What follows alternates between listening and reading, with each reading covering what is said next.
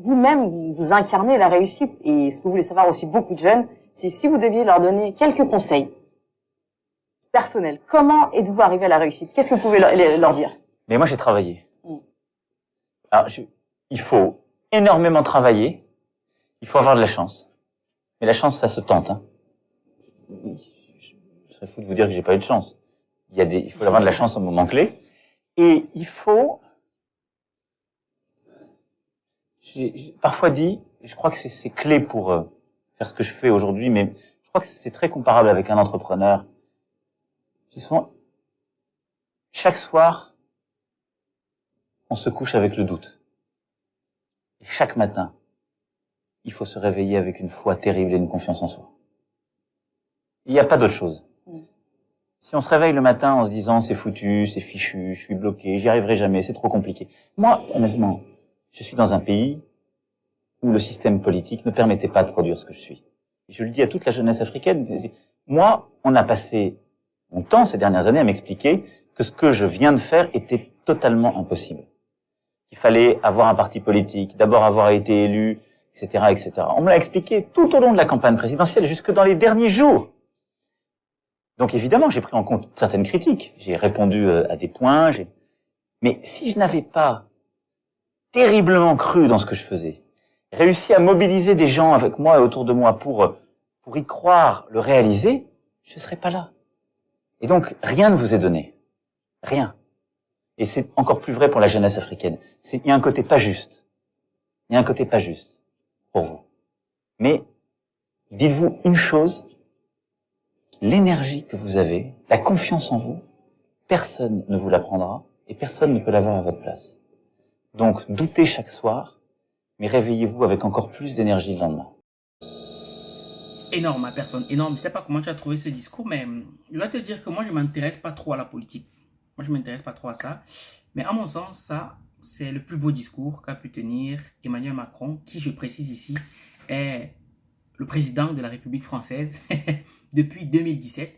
Et à l'instant où il tournait cette vidéo, c'était en 2017, juste après avoir gagné les élections face à Marine Le Pen. Et je tiens à préciser qu'à ce moment-là, il avait 39 ans. Ça veut dire que tu te prennes bien ça dans la figure, parce que quand on voit des gens à 39 ans qui continuent à dire que qu'est-ce que le gouvernement peut faire pour eux, voilà un monsieur qui a 39 ans était à la tête d'un pays tel que la France. Donc, réfléchis bien. C'est pour dire ici que l'âge n'a jamais été un problème.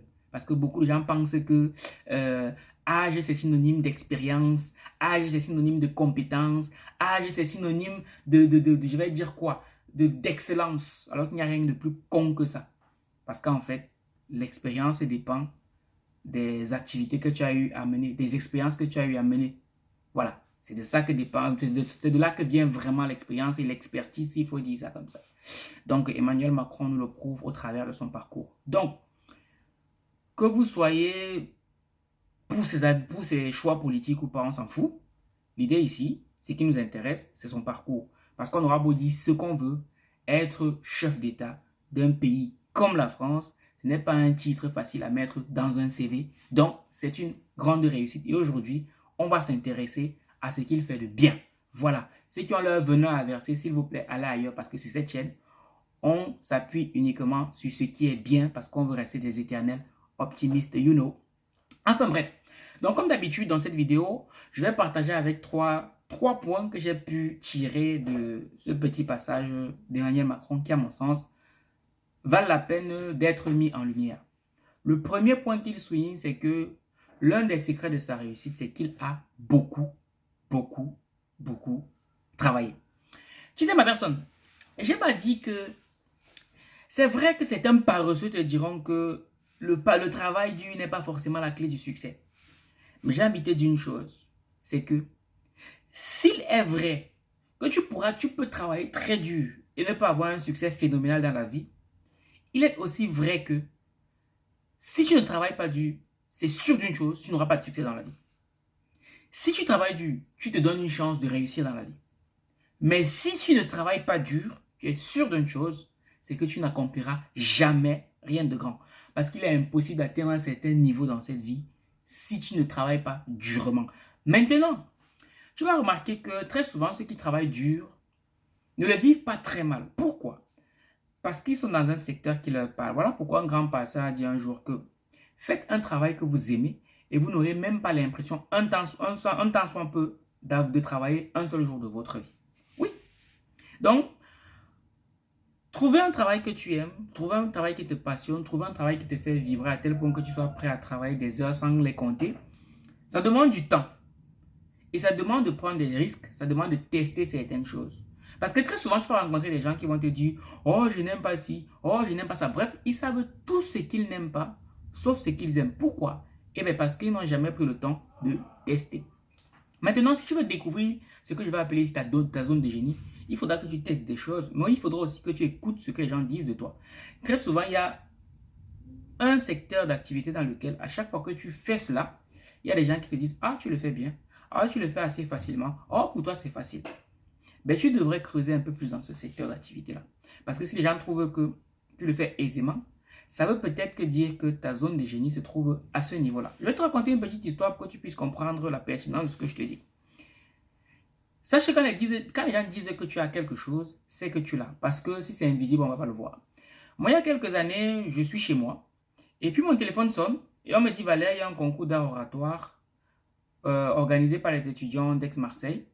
Et on veut que tu représentes le Cameroun. Entre nous, c'était la veille. Entre nous, soit dit, ça ne me parlait pas du tout l'art oratoire.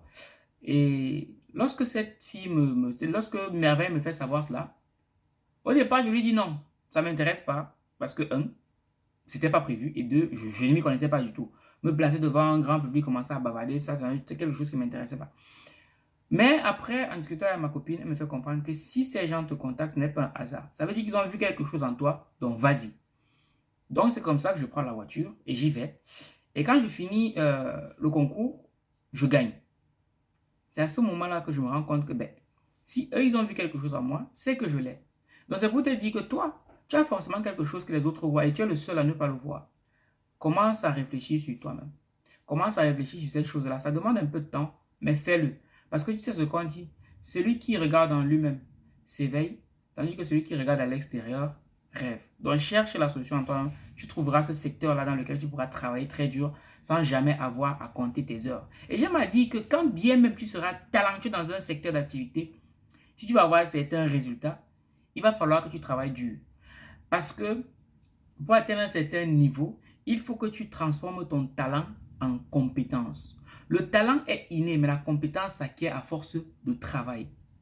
Et c'est parce que tu es compétent dans un secteur d'activité que tu vas pouvoir avoir de l'impact dans la vie de milliards de personnes. Oui, parce que les gens te paieront pour ta compétence. Et tant que ton talent n'est pas épuré pour l'amener au rang de compétence, ça sera compliqué pour toi de t'en sortir. C'est d'ailleurs pour ça que Kobe Bryant a dit un jour que le dur travail bat le talent lorsque le talent ne travaille pas dur. Je répète, le dur travail bat le talent lorsque le talent ne travaille pas dur. On connaît tous des personnes autour de nous qui sont très, très, très talentueuses dans un secteur d'activité, mais la source de leur malheur, c'est leur talent. Parce que comme elles sont talentueuses, elles n'ont pas le culte de l'effort. Du coup, elles se reposent uniquement sur leurs acquis. Sauf que ça suffit pour un temps. Et à un moment donné, si tu ne travailles pas sur tes acquis vont s'amenuire. Et celui qui travaillait dur et qui était moins talentueux que toi, il va crever le plafond comme beaucoup parmi nous. Donc, ma personne, sache que si tu veux réussir dans la vie, si tu veux avoir des résultats exceptionnels, tu dois travailler très dur. Ça, c'est incontournable. Tous ceux qui ont des résultats exceptionnels, même s'ils sont talentueux, même s'ils ont des facilités, même si c'est inné, travaillent très dur. Mais maintenant, ce qui leur permet de travailler très dur, sans jamais compter leurs heures, c'est qu'ils font un travail dans lequel ils trouvent vraiment la passion. Donc, mais ça, c'est à toi de trouver le secteur dans lequel tu seras passionné. Deuxième point non négligeable dont Emmanuel Macron parle dans cette petite interview, c'est le doute. Oui. Parce que contrairement à ce que tu pourrais penser, tous ceux qui ont du succès dans la vie sont animés par le doute au quotidien. Je m'explique. Tu sais, avant, moi, je pensais que ceux qui réussissaient dans la vie, c'était des personnes qui ne doutaient jamais, ils ont tout le temps confiance en eux. Bref, tout leur réussit, quoi. Jusqu'à ce que je commence à lancer des projets. Et qui dit être entrepreneur, dit forcément Lancer des projets. Parce que le sport de tous les riches, c'est de lancer chaque fois de nouveaux projets pour continuer à croître. Et à chaque fois que tu vas lancer un nouveau projet, tu vas passer par 3 émotions. La première émotion, c'est l'excitation. Tu verras que très souvent, lorsque quelqu'un dit que ouais, je veux me lancer dans l'immobilier, je veux me lancer dans le trading, je veux me lancer dans l'e-commerce, je veux écrire un livre, il est tout excité parce qu'il se dit que ça, c'est le projet qui va changer ma vie et qui va changer le monde. Et l'excitation est à son comble. Donc là, il est excité comme jamais. Je sais de quoi je parle parce que je passe par là au quotidien. Et il en parle à tout le monde parce qu'il est tout excité. Il sait que ça, c'est le projet vraiment qui va révolutionner le monde. Qui va changer l'Afrique. Et après l'excitation, lorsque le projet est lancé, là, il y a la deuxième émotion qui fait surface, c'est le doute. Est-ce que je vais y arriver? Est-ce que mon projet va fonctionner? Est-ce que je vais vraiment avoir les résultats que j'espère? Et c'est là que le doute rentre en scène. Mais, si malgré ce doute, tu restes dans le game jusqu'au bout, à la fin, tu vas connaître la troisième émotion qui est l'autosatisfaction. Tu sais, peu importe le résultat que tu auras, une fois que le projet sera mené à son terme, que le projet fonctionne ou pas, tu seras fier. Tu seras fier de toi. Oui, tu seras très fier de toi parce que tu es allé jusqu'au bout. Et c'est le plus important. Parce que la fin d'une chose vaut beaucoup mieux que son commencement. Et même la confiance que tu as en toi-même va énormément monter. Parce que tu te dis, je suis rentré dans ce projet, je suis allé jusqu'au bout. Ça n'a pas fonctionné, mais j'étais présent, je suis allé jusqu'au bout. Et je vais te dire quelque chose comme ça, c'est que lorsque tu lances un projet et que tu fais appel à des investisseurs ou à certains amis même, très souvent, ce n'est même pas l'argent qu'ils ont investi qui les intéresse. Parce que très souvent, l'argent qu'ils investissent, même ils ont oublié ça. Ce qui les intéresse très souvent au début, c'est de voir si tu es capable de mener un projet jusqu'à son terme. Et c'est quand ils vont te voir monter un projet, même si ça échoue, tu vas jusqu'au bout une fois, 2 fois, 3 fois, ils te feront confiance parce qu'ils savent que peu importe ce qui va se passer, tu vas aller jusqu'au bout. Mais bien sûr, au bout d'un moment, il faut des résultats. Parce que quelqu'un ne va pas mettre son argent tout le temps et perdre. Il faut des résultats, mais au début, on veut d'abord voir si tu es quelqu'un de fiable, sur qui on peut investir de l'argent. Parce qu'au départ, on n'investit pas dans le projet, mais on investit sur le porteur du projet. Nous, on a déjà lancé des projets avec des actionnaires qui ont complètement foiré. Est-ce que ça les a empêchés pour autant d'investir dans d'autres projets? Pas du tout. Pourquoi? Parce qu'ils ont vu que lorsque l'on s'engage dans quelque chose, on va jusqu'au bout. Et ça demande d'avoir énormément confiance en toi lorsqu'il y aura le doute. Si tu n'as pas confiance en tes capacités à pouvoir aller jusqu'au bout du projet, ça va être très compliqué même déjà de le lancer. Tu verras des gens qui ont énormément de mal à se lancer en business, à lancer un projet, même à construire une maison. Parce qu'ils te disent, je ne suis pas capable. C'est la confiance en soi. Et la confiance en soi, ça ne descend pas du ciel, non. Non, non, non. D'aucuns pensent que quand ils voient des gens accomplir des choses, quand ils voient des gens dégager beaucoup de confiance en eux-mêmes, ils se disent que non, ça a toujours été là. Faux. C'est faux.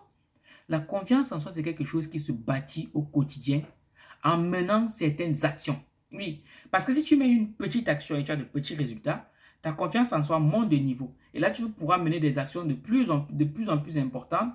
Et au bout d'un moment, quand tu vas te lancer dans un projet qui vaut des milliards, pour toi, ça ne va pas plus t'inquiéter que ça parce que tu as confiance en ta capacité à pouvoir mener ce projet à bien. Un deuxième secret comme ça que je peux te partager en ce qui concerne la confiance en soi, c'est de t'entourer de personnes qui ont un certain standing. Oui, qui dégagent la confiance en elles-mêmes. La confiance en soi, c'est contagieux. Tu as besoin de personnes qui vont te dire que si j'ai pu le faire, tu peux aussi le faire. Voilà pourquoi tu dois rejoindre un cercle de personnes qui sont visionnaires comme la communauté des chercheurs d'argent certifiés. Je vais te raconter une petite anecdote pour que tu puisses cerner la pertinence de cette petite communauté qu'on a montée. Récemment, j'ai une amie qui me contacte et elle me dit, Valère, dernièrement, par rapport au week-end de l'écrivain que vous êtes en train d'organiser au Cameroun, elle a assisté à la réunion qu'on a menée avec les actionnaires par rapport à ce projet. Et elle me dit qu'au cours de la réunion, il y avait un jeune qui s'appelle Fanel. Fanel, c'est un jeune Camerounais, étudiant, qui a un concept je ne sais pas si on dit fabrication, mais qui fait des gâteaux. Voilà. Et elle, ça faisait des années qu'elle avait un projet de monter une marque de jus bio. Et chaque fois, elle repoussait. Oh, je n'ai pas assez d'argent. Oh, je n'ai pas assez de temps. Oh, les temps sont durs. Oh, personne ne va acheter. Mais quand elle a vu Fanel, Elle s'est dit, mais si le petit garçon là, étudiant, il n'a pas beaucoup d'argent, il réussit quand même à lancer son projet. Et moi, je suis là. Je n'arrête pas de trouver des excuses. Elle dit que oh, je ne suis pas capable. Oh, je ne peux pas. Oh, machin, truc. Mais qu'est-ce que moi j'attends? Et tu sais ce qu'elle a fait. Le lendemain, elle est partie acheter les feuilles d'hibiscus. Elle a dit qu'elle va démarrer avec ça. C'est comme ça qu'elle a lancé son comptoir de bissap. Il faut dire ça comme ça. Voilà. Donc, tu vois, c'est le simple fait d'être là où les choses se passent qui ont permis de réaliser que, en fait, elle avait un tout pour le faire. C'est juste qu'elle s'est inventé des excuses. Donc, il faut aller là où les choses se passent. Et la troisième leçon que j'ai beaucoup appréciée, et s'il y a une chose à retenir de son passage, c'est celle-là, c'est que rien n'était donné. Non, rien n'était donné.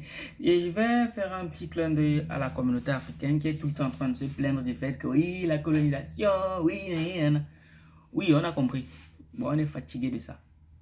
Parce que les plaintes n'ont jamais permis à quelqu'un de s'en sortir. On est fatigué de ça.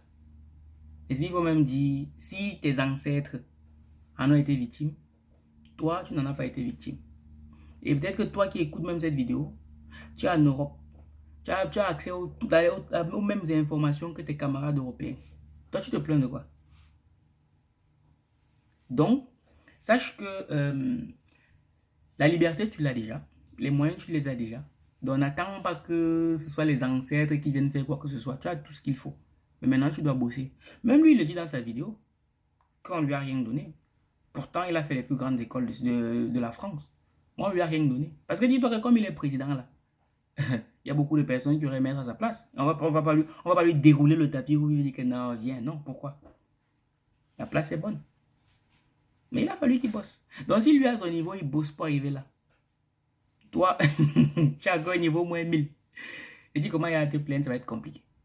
C'est vrai, dans la vie, on ne vient pas tous avec les mêmes chances. C'est vrai. Mais sache que la vie n'est pas juste. Ça, c'est un fait. Donc, pendant que toi, tu te plains, ben, les autres, ils avancent. Et dans 10 ans, tu vas te rendre compte que toi, tu as régressé. Parce que tu ne faisais que te plaindre au lieu de commencer à travailler pour pouvoir avancer. Et les autres ont continué à progresser. Oui, c'est de ça qu'il s'agit.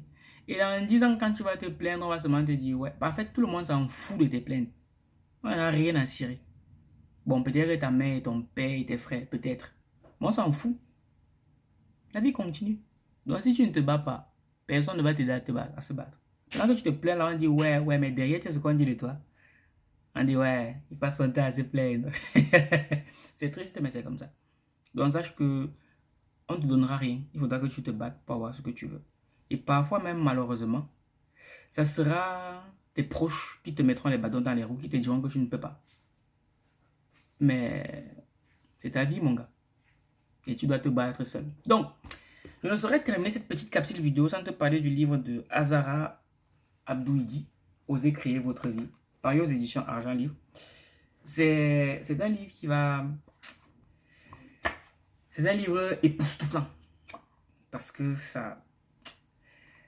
Il va être... En fait, cette jeune femme qui est d'origine nigérienne te montre comment retravailler dans ta manière de percevoir ta propre vie pour pouvoir commencer à utiliser les outils que tu as au quotidien pour mener la vie que tu souhaites mener. Bref, ce livre est disponible sur argentlivre.com. Et moi, honnêtement, si aujourd'hui il y a un livre que tu dois lire, c'est bien celui-ci. Il est très facile à lire. Je ne saurais terminer cette vidéo sans te préciser que nous serons à Ouagadougou et à Yaoundé pour le week-end de l'écrivain, un événement inédit au cours duquel on partagera avec toi les nouveaux outils pour pouvoir, révolutionnaires, je précise, pour écrire un livre inspirant. Et le ventre en 28 jours top chrono. Pour la petite histoire, cet événement, bref, je t'en dis pas plus. Clique le lien en description. On est ensemble. Minakano.